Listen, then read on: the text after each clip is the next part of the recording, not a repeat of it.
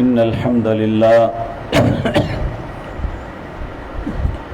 نحمده ونصلي على رسوله الكريم أما بعد أعوذ بالله السميع العليم من الشيطان الرجيم بسم الله الرحمن الرحيم قل إني نهيت أن أعبد الذين تدعون من دون الله لما جاءني البينات من ربي وأمرت أن أسلم لرب العالمين والذي خلقكم من تراب ثم من نطفة ثم من علقة ثم يخرجكم طفلا ثم لتبلغوا أشدكم ثم لتكونوا شيوخا ومنكم من يتوفى من قبل ولتبلغوا أجلا مسمى ولعلكم تعقلون والذي يحيي ويميت فإذا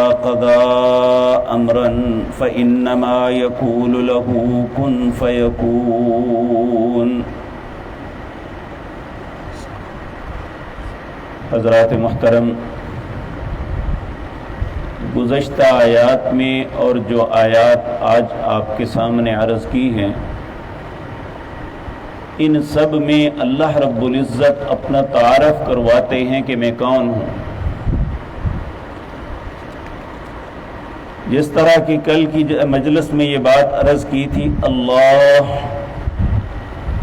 اللہ وہ ذات پاک ہے الذی جعل لکم اللیل لتسکنوا، جس نے رات تمہارے لیے سکون کے لیے بنائی ہے، وَالنَّهَارَ مُبْصِرًا، اور دن کو روشن بنایا تاکہ تم دیکھ سکو. اور یہ کچھ چھوٹی سی بات نہیں، اِنَّ اللَّهَ لَذُو فَضْلٍ عَلَى النَّاسِ، یہ اللہ رب العزت کا بہت بڑا فضل ہے اپنے بندوں پر، لوگوں پر. لیکن اکثر لوگ جو ہے شکر نہیں کرتے. پھر فرمایا ذالکم اللہ، وہی تو تمہارا اللہ ہے جو اللہ اور رب ہے، خالق کل شیء، اس نے ہر چیز کو بنایا. ہر چیز کا خلق کرنے والا، پیدا کرنے والا وہ ہے، لا الہ الا ہو، اس کے علاوہ تمہارا کوئی الہ نہیں. فَأَنَّا تُؤْفَكُونَ، پھر کہاں بہہ کے پھرتے ہیں. اسی طرح فرمایا اللہ الذی جعل لکم الارض قرارا،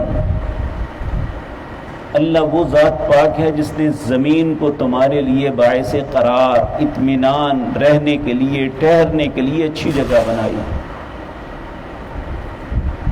وَالسَّمَاءَ بِنَاءً،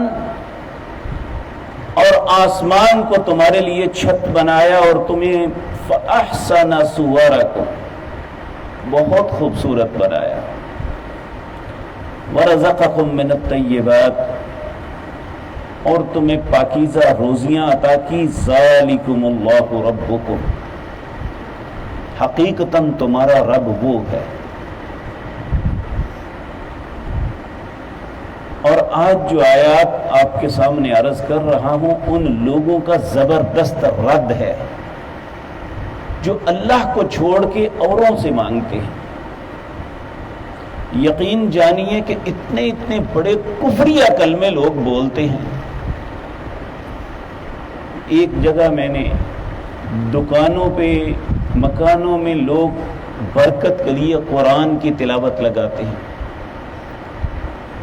لاہور میں ایک دکاندار سارا دن اس کی دکان پہ یہی ریکارڈنگ لگی رہتی، امداد کن امداد کن، در دین و دنیا شاد کن یا شیخ عبد القادرہ، تو میری مدد کر، تو میری مدد کر، میری دنیا اور آخرت تو نے شاد کرنی ہے اے شیخ عبد القادرہ. اب اگر اس بات کو درست تسلیم کر لیا جائے تو پھر قرآن کو جھٹلانا لازم آئے گا۔ اللہ رب العزت اپنے حبیب کریم صلی اللہ علیہ وسلم کو فرما رہے ہیں، قل،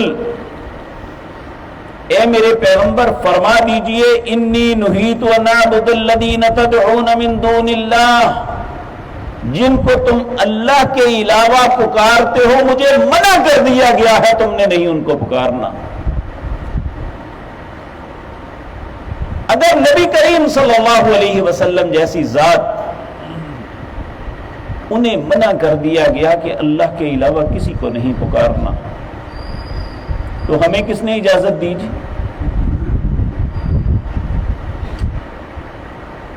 انبیاء اور رسول کو پکارنا، نیک اور صالح لوگوں کو پکارنا، اور پھر شرمناک بات یہ ہے کہ اگر کسی زندہ کو بندہ کہے کہ میری فلاں معاملے میں مدد کر دو، یہ تو سمجھ آتی ہے جو شخص فوت ہو گیا لوگ اسے دفن کر آئے، وہ قبر میں پڑا ہوا ہے، اللہ ہی جانتا ہے ان کے ساتھ معاملہ کیا ہے، دنیا کا کوئی انسان نہیں جانتا، ہم اس کے سامنے جا کے اپنی حاجتیں پیش کر رہے ہیں۔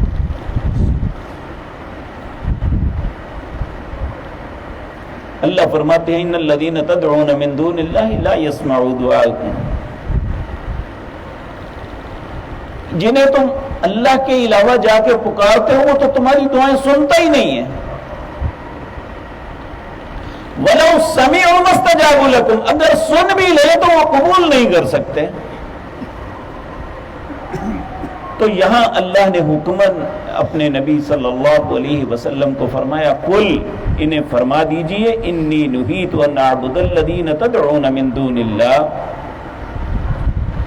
مجھے منع کر دیا گیا ہے کہ میں ان کی عبادت کروں یا ان کو پکاروں جن کو تم اللہ کے علاوہ پکارتے ہو۔ لما جاءنی البینات من رب، جب کہ میرے رب کے پاس سے سارے دلائل مجھے مل گئے، میں کس طرح پکار سکتا ہوں؟ لما جاءنی البینات من ربی وامرت ان اسلم لرب العالمین، مجھے حکم دیا گیا ہے کہ فرما برداری رب العالمین کی کرنی ہے اور کسی کی خوشنودی نہیں اور کسی کو راضی نہیں، اللہ کو راضی کرنا ہے۔ وَأُمِرْتُ أَنْ أُسْلِمَ لِرَبِّ الْعَالَمِينَ، کیوں راضی کرنا ہے؟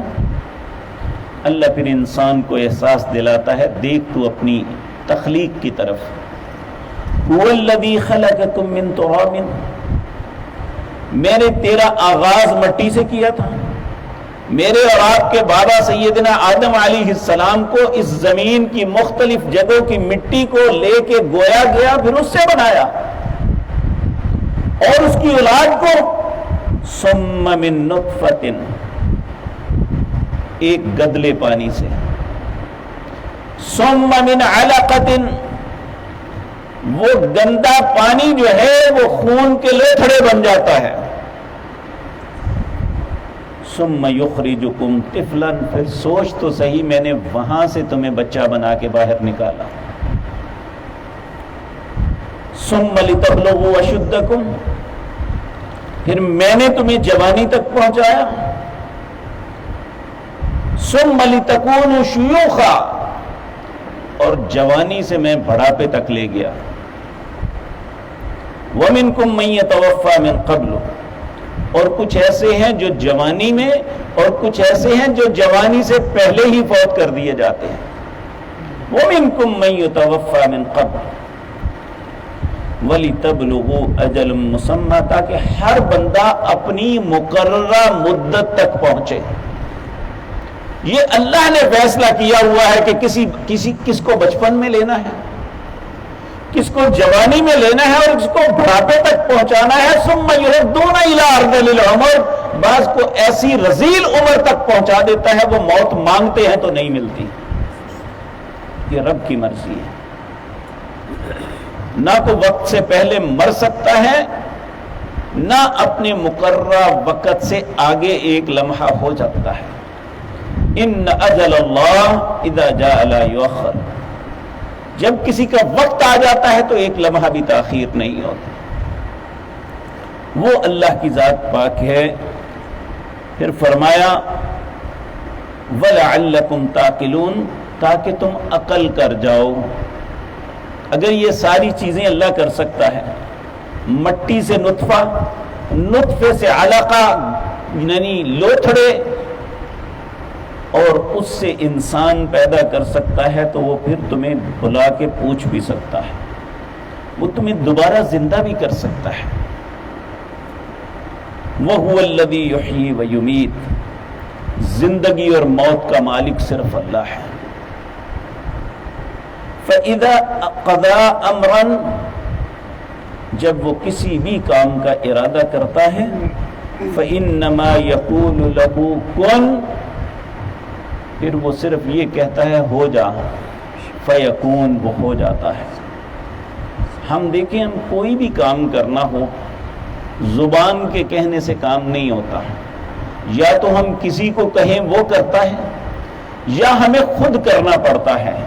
لیکن اللہ کی ذات کسی کو کہنے کی بھی ضرورت نہیں، نہ وہ خود اپنے ہاتھ سے کرتا ہے، وہ صرف حکم دیتا ہے، وہ سب کچھ ہو جاتا ہے۔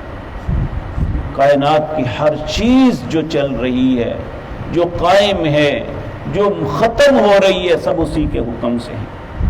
جب اس کا حکم ہوتا ہے کوئی پیدا ہو جاتا ہے، اس کا حکم ہوتا ہے تو مر جاتا ہے۔ نہ کوئی کسی کی پیدائش میں رکاوٹ بن سکتا ہے، نہ کسی کی موت میں رکاوٹ بن سکتا ہے۔ بلکہ سورۃ واقعہ کے اندر اللہ فرماتے ہیں فَلَوْلَا إِن كُنتُمْ غَيْرَ مَدِينِينَ، اگر تم سمجھتے ہو کہ تمہارے اوپر کوئی طاقت نہیں ہے، ترجعونها ان کنتم صادقین، میں اس کی جان نکالنے لگا ہوں، تم واپس ڈال کے دکھا دو، اگر تم سچے ہو تو یہ کر کے دکھاؤ۔ تو اللہ کی ذات وہ ہے، انما امرہ فاذا قضى امرا فانما يقول له کن فیکون، جب بھی وہ کسی بات کا فیصلہ کرتا ہے وہ کہتا ہے ہو جا، وہ ہو جاتا ہے۔